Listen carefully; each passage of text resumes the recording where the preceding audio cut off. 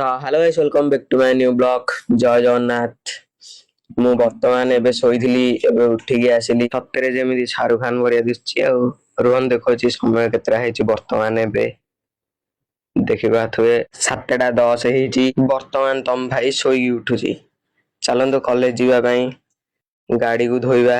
तो चलिए शुरू करते हैं। ଦେଖିପାରୁଥିବେ ଏଇ ଗାଡିଟି ଧୋଇବା।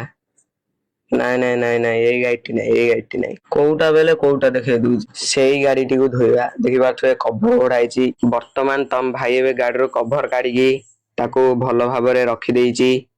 ଏବେ ବର୍ତ୍ତମାନ ଗାଡିକୁ ଧୁଆ ହବ।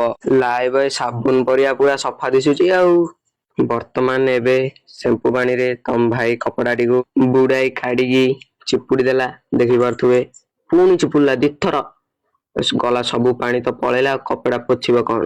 ଏବେ ବର୍ତ୍ତମାନ ତମ ଭାଇ ଗାଡିକୁ ପୁରା ପୋଛିକି ଲାଇବଏ ସାବୁନ ଭରିଆ ପୁରା ସଫା କରିଦବ। ତମ ମାନେ ଖାଲି ଦେଖ ଆଗୁ ଆଗୁ ହୋତା ହେ କ୍ୟା। ପୁଣି ଥରେ ତମ ଭାଇ କପଡାଟିକୁ ସିମ୍ପୁ ପାଣିରେ ବୁଡାଇକି ପୁରା ଗାଡିକି ସଫା କରିଦବ। ତାପରେ ଗାଡିଟିକୁ ବିକିଦବ। ତାପରେ ବାବା ଘରକୁ ଆସିଲେ ମୋ ପିଠିରେ କୁହ ଖୋଳିଦେବେ। ଆଉ ବେଶୀ କିଛି ହବନି। ଏବେ ବର୍ତ୍ତମାନ ତମ ଭାଇ ଗାଡିଟିକୁ ପୁରା ରେଣ୍ଠିକି ମାଜିକି ପୁରା ଲାଇବଏ ସାବୁନ ପରିକା ପୁରା ସଫା କରିଦେଇଛି। ଆଉ ଏବେ ବର୍ତ୍ତମାନ ଦେଖିପାରୁଥିବେ ସମୟ କେତେଟା ହେଇଛି 7:45।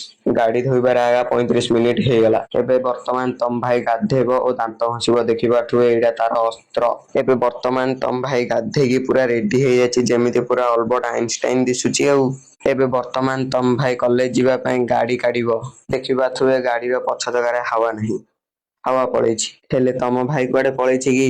ତମ ଭାଇ ପାଖରେ ଗୋଟେ ଉପାୟ ଅଛି। ଏବେ ବର୍ତ୍ତମାନ ତମ ଭାଇ କଲେଜ ଯିବା ପାଇଁ ରେଡି, ଆଉ ତମ ଭାଇର ଗାଡି ବି ରେଡି। ଦେଖିପାରୁଥିବେ ଏବେ ଚାଲନ୍ତୁ ଯିବା କଲେଜ। ଚାଲୋ आइए देखते हैं बैठचंद मजा आएगा।